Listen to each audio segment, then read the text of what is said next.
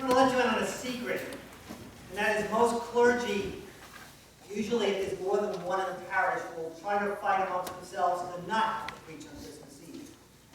And the reason for that is for a couple of reasons. First of all, it's the same sermon over and over. This will be the second time I've delivered this. There'll be two more times it will happen before this time tomorrow morning. Secondly, you're all probably tired of being told that Christmas is too commercialized, too secularized.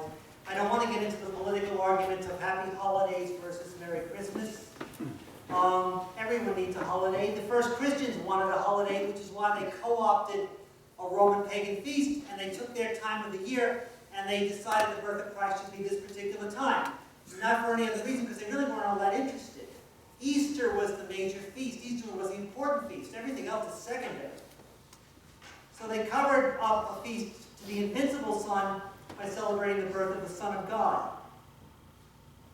And thirdly, Christmas has become such a private family celebration. I mean, it's time for family gatherings. Now, be honest with me. How many of you tonight, when you leave from here, are going to a family dinner of some sort? Raise your hands high. Seriously. Okay, good. Good. As it should be. All right? Obviously, I will not. All right? For two reasons. One is a very practical one that, yes, I have the number of services I have to do.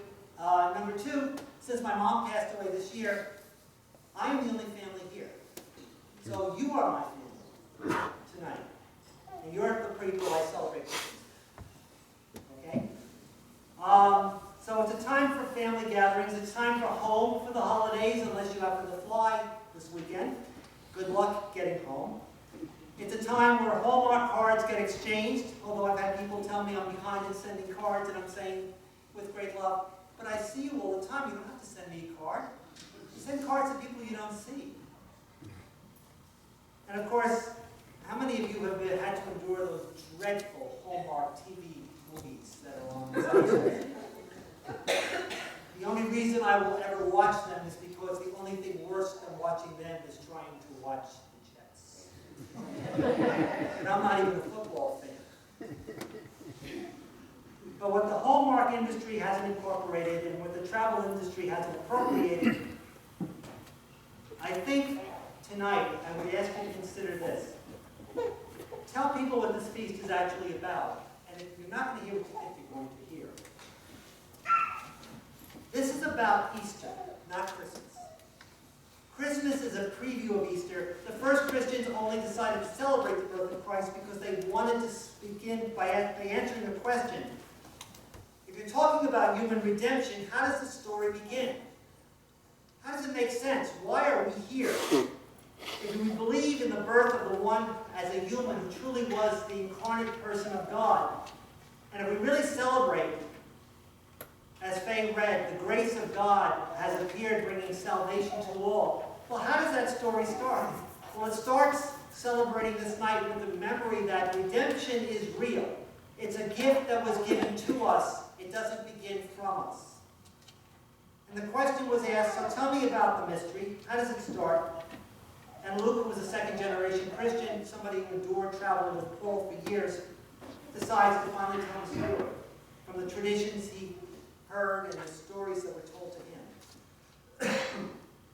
The story of the risen Christ begins in poverty. And it begins with an unexpected and unexplained pregnancy. It begins in the world that doesn't know peace except for those fools who decide they're going to try to stand up to the world's first superpower. And they're going to be stomped, and they're going to be silenced, and they're going to be destroyed. And there's going to be silence and peace because there's going to be death. And there's nothing deader than the lost battlefield. Salvation begins in a very insignificant village that's overcrowded because the political bureaucracies of that superpower and all of the ruling elites decided they needed to know how many working poor there were so they could properly tax them better. Salvation begins at a time of God's choosing, when God determines that all who live in and by darkness, who have endured darkness long enough, must be enlightened. Because human governments will cheat, and the powers of darkness will plunder and will enslave, and human greed will put a hole in your soul. And there has been a burden that humans have carried long enough.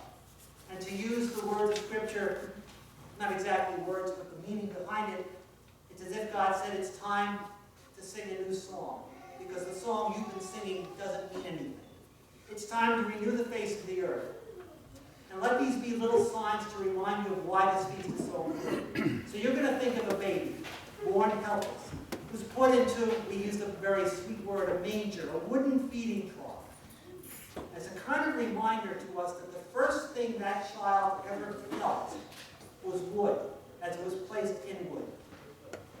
And the last thing that a child, now an adult, would feel many years later when he returned to the Jerusalem area is he would feel wood as he was slammed on it and nailed to it and crucified on top of it. The child in the manger who will stand for us, who will be crucified for us, whose death is for our redemption. And we sing sweet carols reminding ourselves of heavenly messengers who tell the poor, working poor, the shepherds, they bring them good news of great joy. Again, this is a mirror image and a preparation. Because many years later, once again, at a cave, once again, people will come, they were basically women who went to that cave trying to do the last decent thing for their teacher and friend, to anoint his body. And they'll walk into that cave and be greeted with messengers who say to them, again, I give you news of great joy. The person you're looking for, this Jesus of Nazareth, he's not here. He's alive. So we don't look for Christ in the ordinary. We look for Christ in the extraordinary, but the extraordinary is all around us, and that's what this night is about. So yes, Christmas is about feelings, and it's about romance, and it's about our families getting together, and it's about mystery, and it's about hope. Our world clings to its order, and the order of our world, unfortunately, hasn't changed very much. When you go home, and you put on the news, you're going to hear again about war, and slavery, and human trafficking, and addictions, and oppressions. You're going to hear that the blood of the children of Aleppo cried for justice.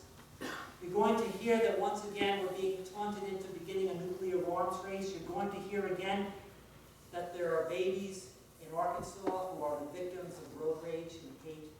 That hasn't changed. For those of you who are old enough to remember, and I hope some of you do, Christmas of 1967, Simon and Garfunkel sang Silent Night. And in the background was playing the news. And that was the song that you heard on the radio.